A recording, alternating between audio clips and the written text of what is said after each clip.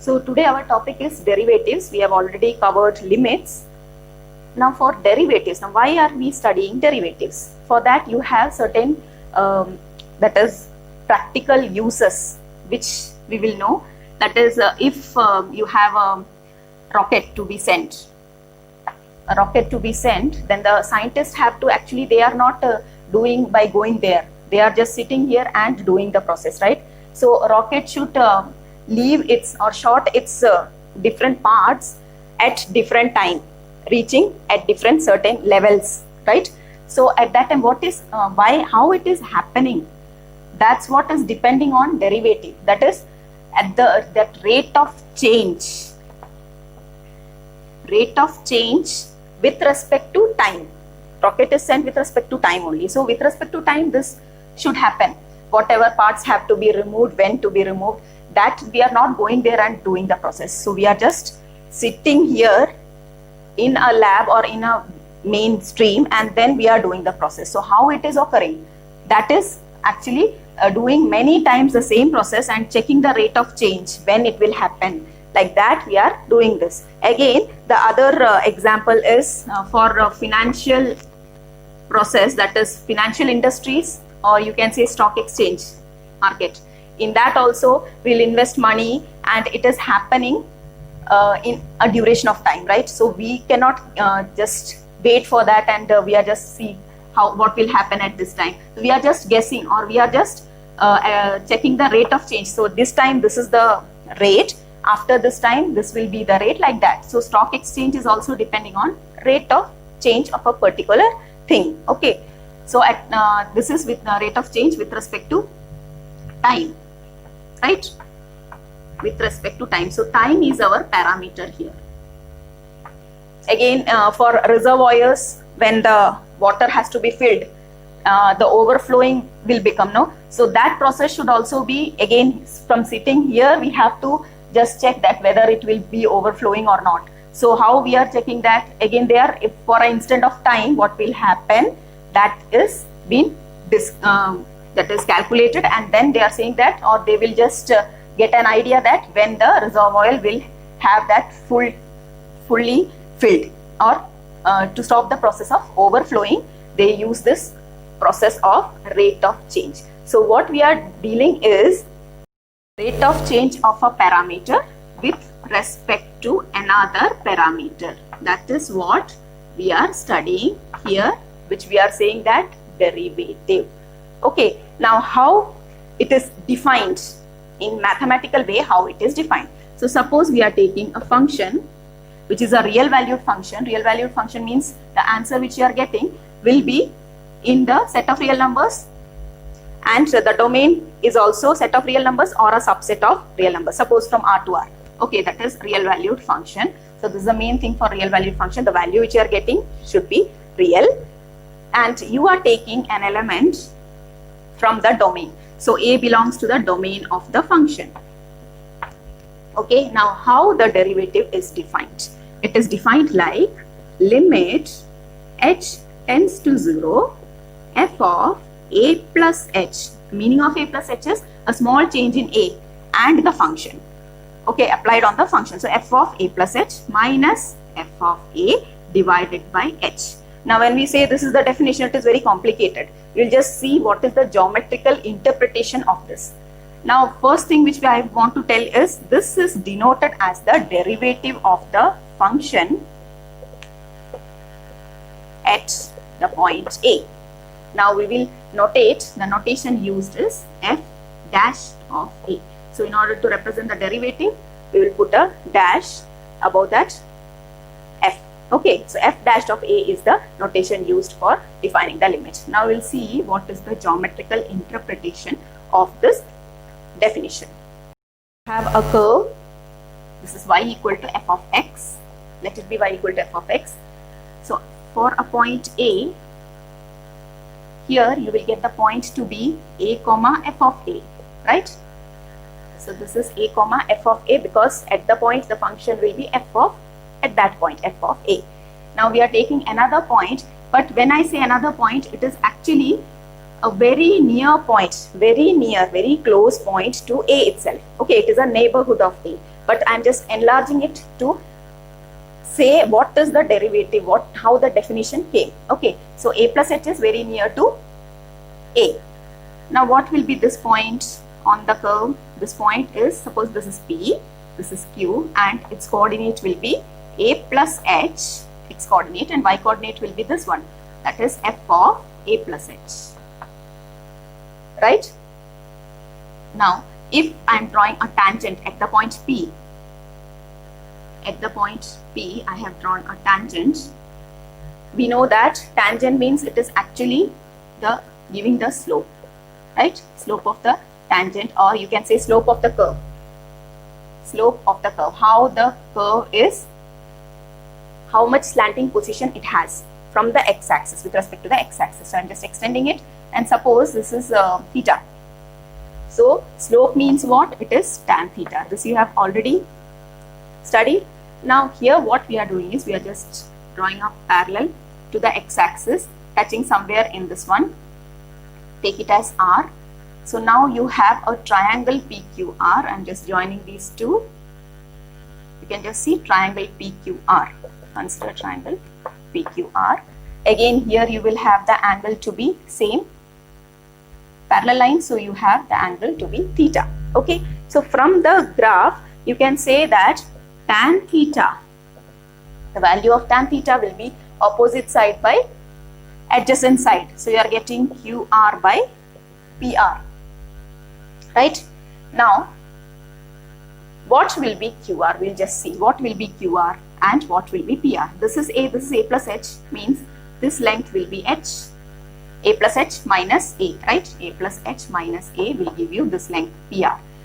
So the denominator becomes H, and this one, that is QR, will give you, here the point is f of A plus H, and here since it is parallel, here your point will be f of A, that is for the second coordinate you will have f of A plus H, comma f of A. So when you use the distance formula, you will get root of this minus this gone, again this minus this. So you will have only root of f of A plus H minus f of A the whole square. So you will get f of A plus H minus f of A, right? So this is what that slope is giving you. And when we say that you have to get the tangent, this Q should come closer to P so that it is becoming a tangent. Actually, if I am drawing like this, it will touch at this point and this point. And I should get a tangent at this point, means Q should be closer to P. As Q is coming closer to P, what will happen? H will come close to 0, right? H decreases, it comes close to 0, means A plus H becomes A. So what we are doing for this, we are applying the limit. So limit H tends to 0, f of A plus H minus f of A by H is giving you that derivative. Okay, this is the derivative definition, how it is coming. Okay, so that change we are just finding here. This change is giving you the definition of derivative. So this is mentioned as f dash of A, because it is at a particular point A. We are finding out the derivative at a particular point A. That's why it is f dash of A, right? It is for every point. This derivative or this limit is existing for every point. For every point means we can say that for any general point which is in the domain. For any point in the domain, then we can replace this as a general thing. So generally we can say that this was a particular case at a point A. Now generally we can say that same thing, but it will be, we are just changing A with X. Okay, so limit H tends to 0, f of X plus H minus f of X divided by H, and this will be f dash of X. So this is one of the notations used for the derivative f dash of X. Again we can use the notation d by dx of, that is with respect to X it is changing. Okay, d by dx of f of X you can write, or df by dx you can write, or if you are given this has to be y equal to f of X, then you can use dy by dx also. Everything has the same meaning. Now if at a particular point you have to find out, for that how we will mention is, the notation will be, suppose at the point A you have to mention it. One thing is f dash of A, the other thing will be df by dx at A. Like this you can use, or df by dx at x equal to A. Like this you can use. So these are different notations for your derivative concept. Okay, this much is clear. You can use df of x like this also, df of x by dx at A also. The meaning is at the point A. Okay, instead of f dash of A, you can use all these notations. All these are related to the same thing. First principle of derivative is, suppose f is a real valued function. Okay, f is always, we have taken f is a real valued function, and the function is defined by this. This is called the first principle of derivative. Okay, it is known as the first principle of derivative. Very important, because in the question only they will mention find the derivative using first principle, means first principle of derivative means you have to use this formula and do. Now I'll show you how to do the problem using this first principle. Okay, I'm just taking one problem to show you how to apply.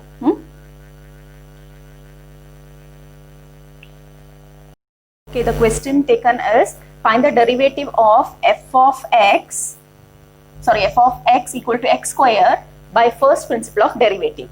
For this, we will start with f of x is x square. Now you know that the definition for first principle of derivative, first principle, using the first principle is limit h tends to 0, f of x plus h minus f of x divided by h, right? So what all we need in this one is f of x plus h. If f of x is x square, what is f of x plus h? Replacing, instead of x, we have to replace x with x plus h. So you'll get x plus h the whole square. Now we are just taking the definition and replacing the values. So actually, if you want to find out the derivative, you can use the notation as f dash of x also. Okay, so f dash of x is equal to, or you can use df by dx is equal to limit h tends to 0. Instead of f of x plus h, you can replace it with x plus h the whole square minus f of x is x square divided by h. Okay, now you can just expand this, that is a plus b the whole square. So you'll get limit h tends to 0. What is this giving you? X square plus 2hx plus h square minus x square divided by h, right? X square and x square get cancelled. Now you are left with 2hx plus h square by h, right? Now from here you can just take out one h, so that you'll get limit h tends to 0, h into 2x plus h divided by h. Cancelling these two h, you have limit h tends to 0, 2x plus h. That means now in this step we will just replace h with 0 as we did in limit. We'll get 2x plus 0, which will give you 2x. So what is the derivative of f dash of x? Derivative of x square is 2x. Understood? How to apply it? That is how to apply the first principle of derivative. Okay? Okay? So again you have to find the derivative. Find the derivative of f of x by first principle of derivative. So first we will take the function, then in the formula you have to get f of x plus h. So we will find out what is f of x plus h. What is it? You have to replace your x, this x, with x plus h. So you will get 1 by x plus h the whole square, right? Now writing the formula, that is you have to get f dash of x. You have to find out the derivative means f dash of x, which is equal to limit h tends to 0, f of x plus h minus f of x by h. Not audible? So f dash of x is limit h tends to 0 f of x plus h minus f of x by h. We will just replace the values, which is limit h tends to 0 f of x plus h is 1 by x plus h the whole square minus f of x is 1 by x square whole divided by h. Now we'll just take the LCM. H is here. This will give you x square into x plus h the whole square in the denominator, and here you will get x square minus x plus h the whole square, correct? Which will give you limit h tends to 0. Here expanding this will give you x square minus x square minus, I am just opening the bracket also, okay? So you will get minus x square minus 2xh minus h square divided by h into x square into x plus h the whole square. X square get cancelled. Limit h tends to 0. Here you are left with minus 2xh minus x square by h, x square into x plus h the whole square. I am just taking out h from the numerator in common, so that this becomes h into minus 2x minus h divided by h x square. See, for these type of problem, our purpose is to, when you have limit h tends to 0, no, every time we have to remove this h in the denominator. So first we will look for that, whether that h can be cancelled or not. Okay, so here the h get cancelled, so you will get limit h tends to 0 minus 2x minus h by x square into x plus h the whole square. Okay, now we can just replace h, that is h with 0. So what you are getting, minus 2x minus 0 divided by x square into x plus 0 the whole square, right? Now I am not writing limit because I have replaced h with 0. What I am getting, minus 2x by, here it is x square, here again you will get x square. So 1x gets cancelled, you get minus 2 by x cube. So this is the derivative of 1 by x square. Okay, therefore f dash of x is minus 2 by x cube.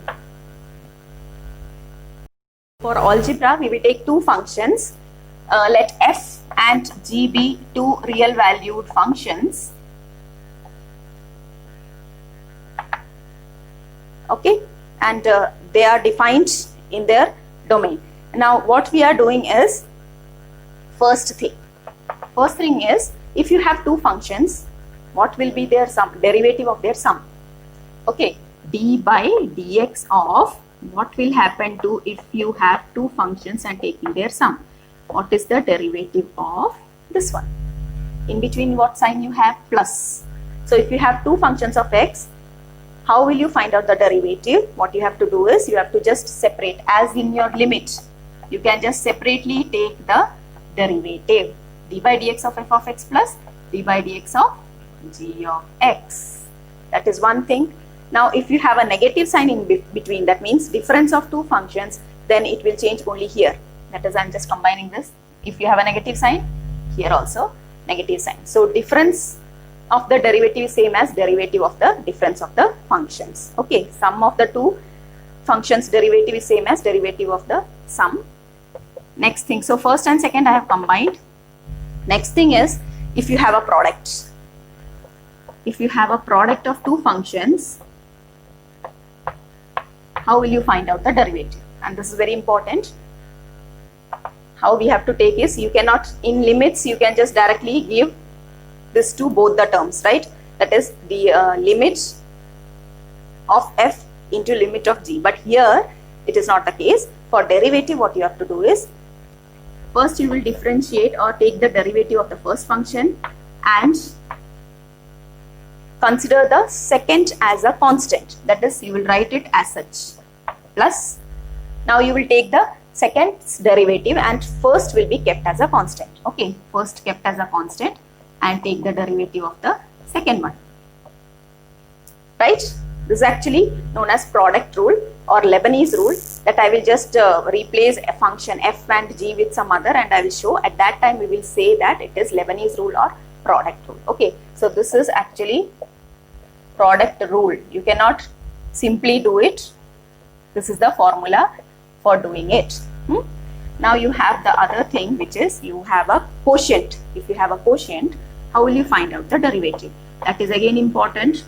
That is f of x and g of x. F of x by g of x, its derivative will be, just listen, okay, a first function, that is in the numerator you have f of x, in the denominator you have g of x. So first thing is you are differentiating the first one and keeping second one as a constant. Second one as a constant into derivative of the first one minus, here you have done the same thing, but here it is plus, here it is subtraction. So the position is very important. Second is a constant, derivative of the first, minus first is a constant, derivative of the second, divided by second whole square. That is second in the sense, this is the second, this is the first, okay. Or I can say denominator into derivative of the numerator minus numerator into derivative of the denominator, whole divided by denominator square, where denominator should not be equal to 0. That is a criteria for all the quotients whichever you are taking. Okay, for every quotient you have g of x should not be equal to 0. Okay, now if I am replacing f of x with u, in order to make this a shortened formula, we are just replacing f of x with u and g of x with v, then what will happen to the second and third? That's what we are looking at. Okay, so the second one will become d by dx of uv. Now when I write uv, you should know that u is a function of x, again v is also another function of x. So d by dx of uv will be u, here you can just see the notation I am just writing as, derivative can be written as f dash also, no? So if I am taking u, its derivative I will write as u dash. Okay, so first thing u dash v, v is g of x, plus v dash u. This is easy to remember, that's why we are just replacing it. Okay, and now it is known as product rule or Lebanese rule. Okay, product rule or Lebanese rule. So u dash means the derivative of u into v plus v dash derivative of v into u. Here if you change the order, then also no problem, because in between you have a plus sign. But for this, for the second case, that is for the quotient, it is very necessary that this one should come first. Okay, as acting as a constant. So the third one will become like d by dx of u by v. U by v, where u and v both are functions of x. What you will have, instead of g you will have v. V into u dash minus, or you can write u dash v minus v dash u. For the ease of knowing, you can just write like this, u dash v minus v dash u divided by v square. So these two formulae are very important, frequently used. This is actually a direct thing. If you have a sum and difference, you can just separately do the process. Okay, so f of x equal to x, what will be f of x plus h? It will be x plus h.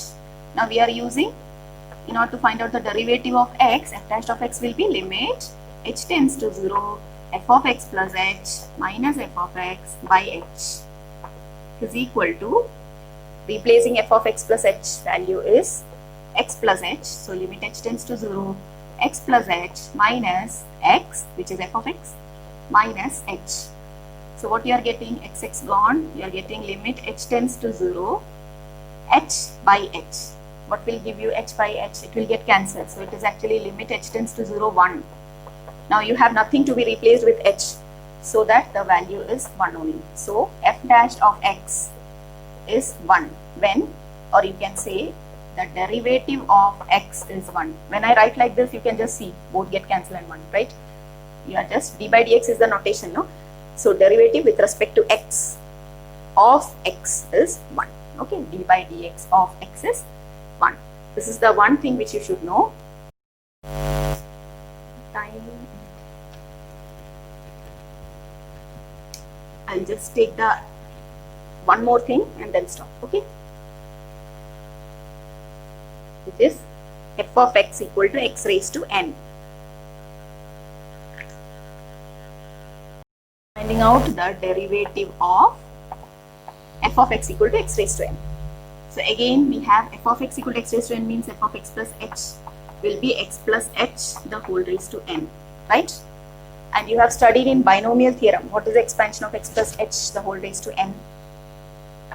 It is nc0 x raised to n h raised to 0 plus nc1 x raised to, the power of x will reduce and the power of h will increase. So here it will become n minus 1, here it will become h raised to 1 plus nc2 x raised to n minus 2 h square plus etc. plus last term will be ncn x raised to 0 and h raised to n, right? This is the binomial expansion that we will use here, okay, for finding out the derivative. F dash of x is equal to limit h tends to 0 f of x plus h minus f of x divided by h. Replacing the function values, what you will get? X plus h the whole raised to n minus x raised to n divided by h, which is limit h tends to 0 expanding, that is we are just replacing the value. What you will get is nc0 is 1, so I'll get first term as x raised to n, right, into h raised to 0 is 1, then nc1 is n, or I will write okay n, then x raised to n minus 1 into h plus nc2 which is n into n minus 1 by 2. Okay, I'm just writing nc2 into x raised to n minus 2 into h square plus etc. plus ncn is again 1 and x raised to 0 is 1. So you'll get h raised to n minus you have x raised to n, right? X raised to n. So that I can just cancel these two, x raised to n whole divided by h. Now you just see in all the terms you have h, power of h, starting from this it is increasing only. So I can take out h from the numerator, so that I will get h into n x raised to n minus 1 plus nc2 x raised to n minus 2h plus etc. plus h raised to, this will reduce as h raised to n minus 1. I have taken one h out. So the power of each one will be reduced. Divide by h. Why I am doing this? In order to cancel this h, so that h is no more in the denominator. Now it is limit h tends to 0 n x raised to n minus 1 plus nc2 x raised to n minus 2h plus etc. plus h raised to n minus 1. Now the last step is you have to just replace h with 0. What will happen? This term doesn't contain any h. This is containing h. So this term will be going 0. Every term contains h from this onwards, right? Till this last term. So all the terms will be 0 except this. So you'll get n x raised to n minus 1. Because limits property is you can just give limit to each of the terms. If you have a plus sign in between, you can give to each of the terms. So what I am getting is the derivative is for x raised to n, the derivative is nx raised to n minus 1. d by dx of x raised to n is nx raised to n minus 1. Okay, this is very important. Most of the problems we will use this formula. Now we will just move on to what we have earlier studied.